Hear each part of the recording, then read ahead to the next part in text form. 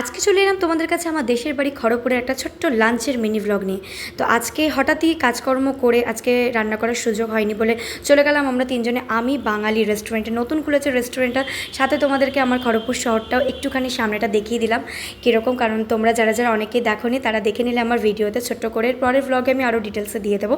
তো দেখো রেস্টুরেন্টটা নতুন খুলেছে, খুব সুন্দর। এটা কলকাতার পর এখানে সেকেন্ড ব্রাঞ্চ হয়েছে খড়গপুরে। আমি বাঙালি, একদম বাঙালি ধাঁচে গড়া সুন্দর সুস্বাদু খাবার দাবারে ভরা আমি বাঙালি রেস্টুরেন্ট।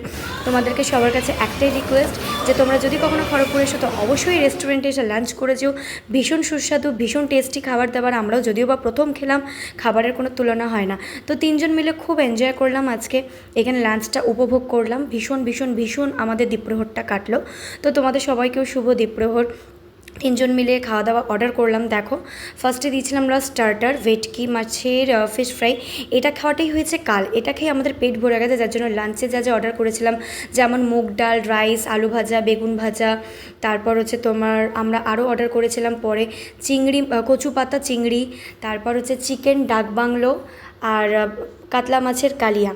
এই তিনটে জিনিস অর্ডার করেছিলাম, সাথে আমের চাটনিও ছিল আর ভাজাভুজি তো ছিলই। তো কোনোটাই আমরা সেইভাবে ঠিকঠাক খেতে পারিনি, কারণ আমাদের স্টার্টারটাকে অলরেডি পেট ভরে গেছিলো। তো গাইস আমাদের খাওয়া দাওয়া কমপ্লিট, আমরা এখন কমপ্লিট করে বাড়ি ফিরছি।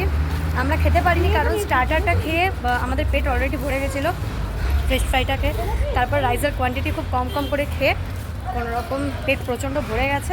এখন বাড়ি ফিরছি। তো আমার ব্লগটা দেখার জন্য অনেক অনেক ধন্যবাদ। আর যারা যারা এখন আমার চ্যানেলটা সাবস্ক্রাইব করেন প্লিজ সাবস্ক্রাইব করে দিও। আবার আসবো নেক্সট ভিডিও নিয়ে। বাই বাই, টাটা করে দাও।